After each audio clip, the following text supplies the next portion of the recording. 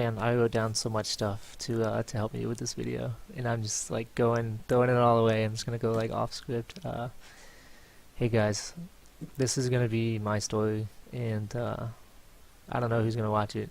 People that want to watch it will watch it. People that don't, they won't watch it. But I just want to kind of explain how I became a conscious objector and what I kind of went through and what my plans were growing up, as opposed to now, and how I grew and everything else. So this is my story, I guess.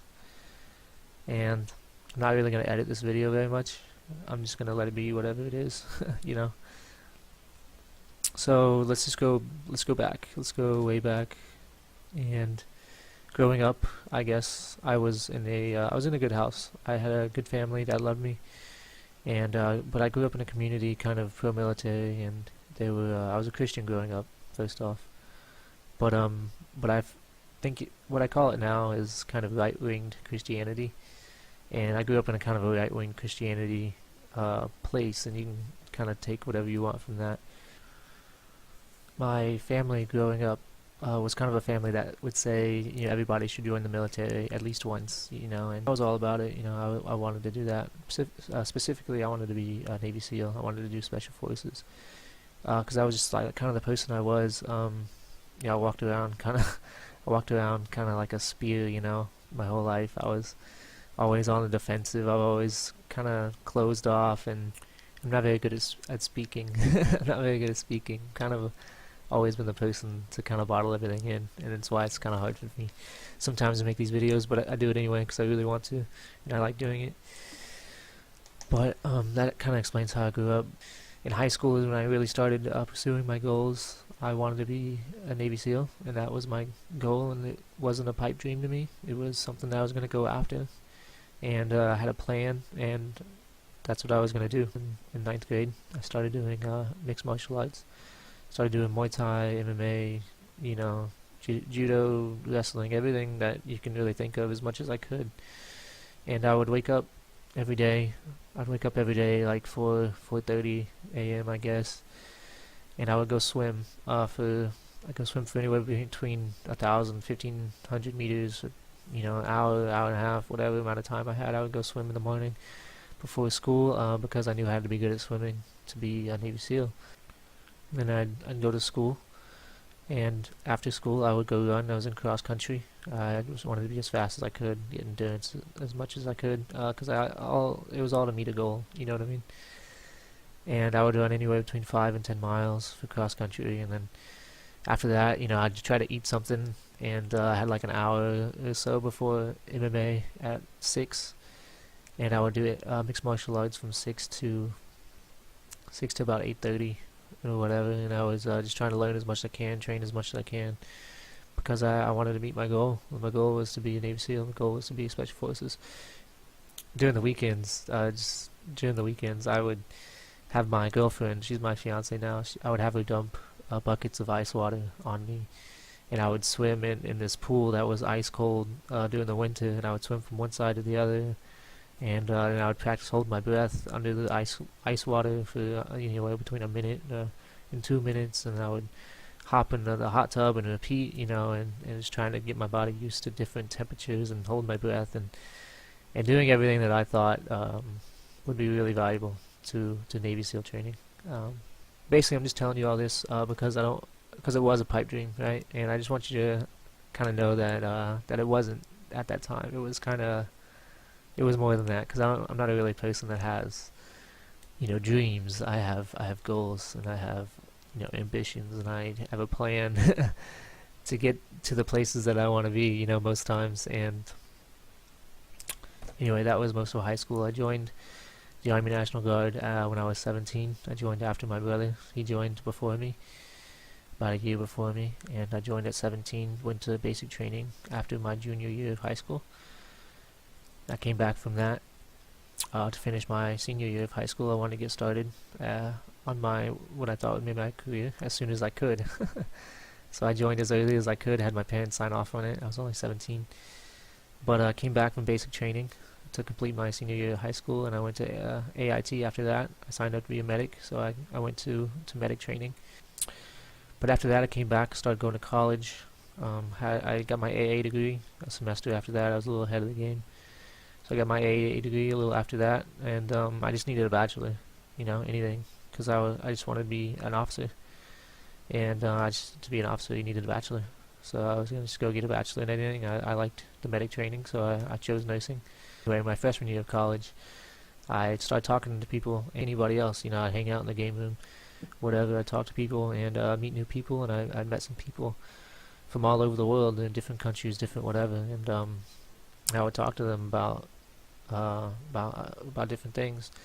But what came up was the difference between like killing and war, and how the biggest thing was kind of coming up how my life would be different if I had grown up in a different country. And I kind of realized pretty early on that with my values and what I was trying to go towards, that I would be a fighter, I'd be a soldier in just about any country that I was born into. I didn't choose to be born in the United States, but I wanted to be a Navy SEAL. You know what I mean? I could have been born anywhere, and my whole life would be different.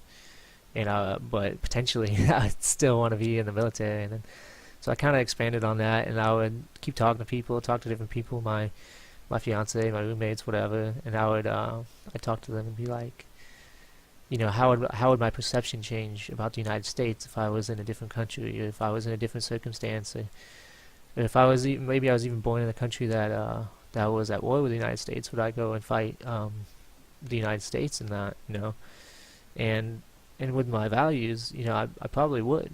If I would grow up and join the United States Army, why wouldn't I grow up and join the Japanese Army, the Pakistan Army, the whatever, if I was born in that country, and that was a realization for me. And then I had a buddy that I just talked to recently. You know who you are. I don't know if you watch a video, it doesn't matter, but he said something really nice. He said that one man's terrorist is another man's freedom fighter. And if you wanted to sum up like a lot of stuff that I was feeling at that time, that would be it. And I was like, what's the difference? It's kind of like, what's the difference if I'm going to join this army or that army? Why can they fight each other? Why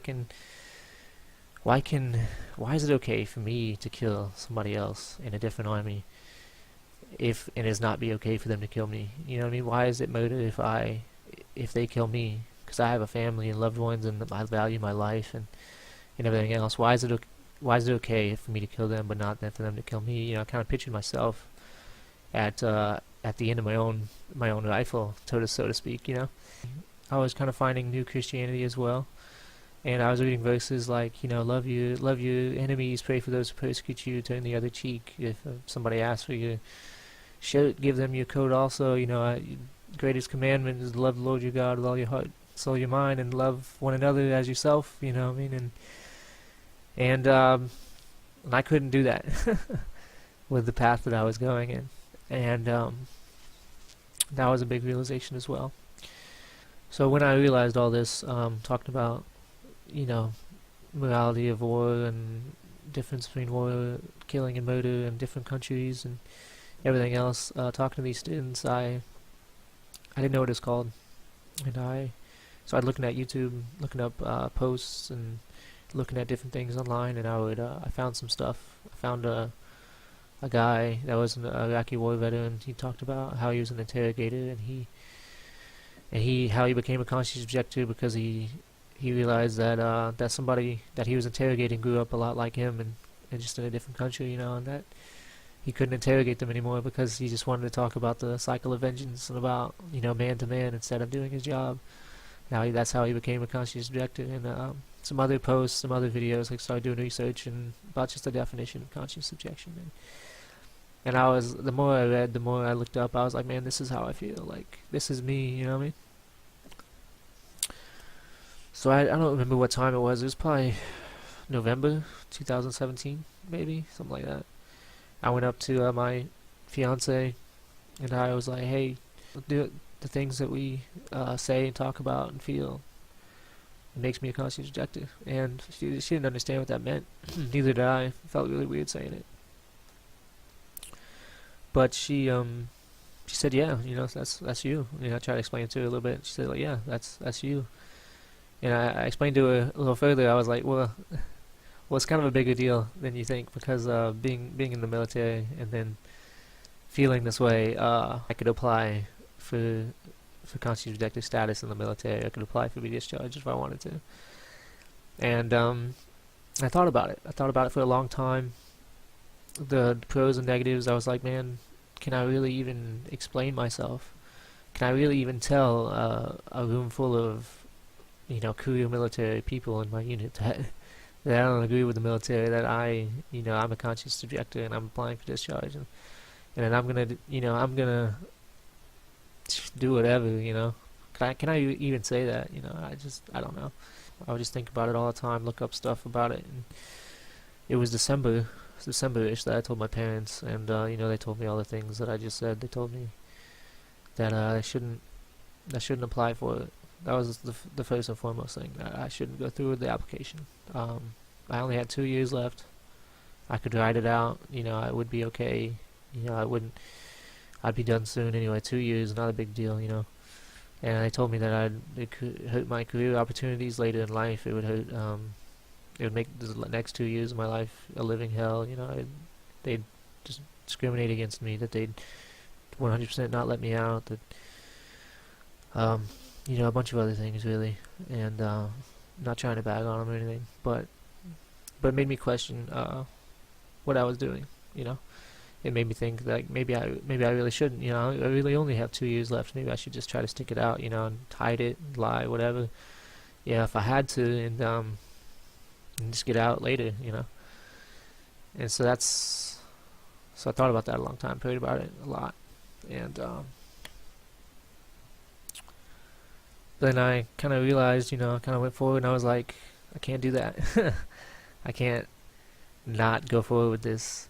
Who am I if I don't follow my beliefs, So I went forward with it. And it was really hard telling my first sergeant, telling the people in my unit, because I had to. I mean, I have an application that I filled out. Let's go back a little bit, actually.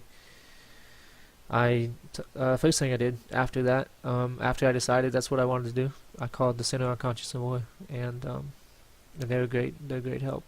Bill and Maria, really great people, and I appreciate everything they've done for me. I called them up. I asked them. I was just like, well, first off, I called them and I hung up the phone as soon as somebody answered. I was so nervous. I called them second time. Called them back. And I asked them, I was like, hey, what do I got to do? That's how I feel, and what do I got to do? And they were like, we got to start on your application. That's what I did. It took me a couple months to get the application ready. It was like 12 pages, 14, I don't even know. Really long, but it took me a while to get the application ready.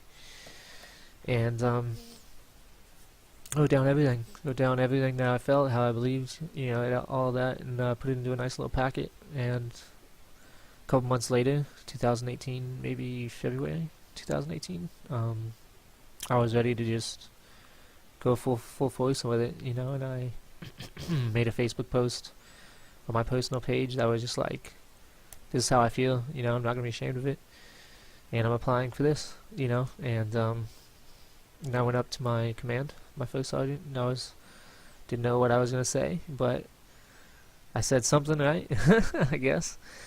And he was really supportive. They were actually, all my unit was very supportive, more than I thought they'd be. And they were like, all right, well, if this is what you want, this is what you believe, then I'm gonna help you do it. That's what my first sergeant said. So I want to read the first chapter in my Conscientious Objector application that I initially submitted to my command. See what you guys think, I guess. I believe this kind of sums up a lot of what I believe, Here it goes. First, I just want to say that I am a Christian. Living in a way that is consistent with the Bible is very important to me. It shapes my life, my relationships, and living in a way that is glorifying to God is a main focus in my life. I am unable to participate in war in good conscience. I believe that all life is precious and should be considered sacred. God has called me not to judge others, but let Him do the judging. I am not to decide who is good in this world and who deserves punishment morally. I cannot be a part of it. I believe that I do not have the right to take a life from this world, and war involves killing. War involves violence, devastation, and atrocities that is wrong, and I cannot be a part of it. I base my beliefs off the Bible, saying that I cannot murder. I want to follow the Bible and the teachings of Jesus, but even more so, my own personal ethics prevent me from killing in the same manner. I believe that killing in war is murder. Killing in war is justified murder, murder that you are not punished for, murder that you are given awards for, but nonetheless it is murder, and it is on a massive scale. I cannot follow the teachings of Jesus, be in good faith of my conscience, as well as be a part of a system that consistently murders on a regular basis, a system that is built around murder, a system that justifies murder as a good thing and sends in countless individuals to kill and be killed. I believe that there is a cycle of vengeance in the world, a cycle of hatred that is a cause for justification of killing. The cycle of vengeance dates back as far as the history books. When deployed overseas, the people of that territory view us as intruders and justify killing us in defense. When even one person is killed or injured by another, the cycle starts. To us, that means our friends, and makes the person who hurt them the enemy. We retaliate with violence, justifying the next person to retaliate with violence. The cycle begins and ends with a difference in perception, causing darkness on both sides. Everyone has a family they want to go back to, even the jihadist who we perceive as, quote, quote, the enemy. Every life has meaning, and I believe that it is wrong to take it. The world has faced many atrocities simply because one group or individual views someone else's life to be less significant than their own. I believe that people have succumbed to perception, and they perceive the enemy, quote, quote, as someone who they need to kill, and they will be right in doing so. This is on both sides of the conflict. Countless people have come to the realization that people who they are fighting are just like them. Countless people in World War I and II encountered, quote, quote, the enemy, and decided to let each other go. Both parties realizing that they are part of a differing system, sending them to fight one another. This is a strong realization for me. I realize that the people you are fighting and killing are just the same as you with different uniforms on. Most of my life I thought that going to war was okay because you were killing, quote, quote, the bad guy. I now know that that is not the case. I imagine myself on the other end of my own rifle. Everyone out there has just as real and vivid a life as myself. I consider who would be affected if I were to die in war: my family, my fiancé, my friends, my coworkers, my classmates, my comrades, everyone I have ever met. Every soldier we consider to be the enemy have people who they care about in the same way. The amount of grief that would spread from my own death is an emotion that I cannot bear to cause someone else. Every life and human being has a family behind it who love and care for them regardless of nationality, ethnicity, or religion. This realization has led me to be a conscious objector. I believe that the soldiers and civilians have no say in what happens in war. Soldiers and civilians alike often give their lives simply following orders. A soldier does not decide where and when to drop missiles, killing thousands of people, but they are told to, and they do it. Whether the blood is on the soldier's hands or the generals issuing the orders, it's rendered mute. This is systematic murder and systematic violence. My value will not let me be a part of the system of war. My beliefs will not let me be a part of the system of war. I'm a conscious objector, and that is why I have solidified my decision and concluded that I must apply for Conscientious Objector Status and be discharged from the military. That was my first chapter. Anyway, guys, I made this page. I like to share a lot of morality videos. I like to stream as well, not as often, but either way, if you want to see what I'm up to, if you want to follow the page, it'd really mean a lot to me. And that's it. Thank you, guys. That's my story. Peace.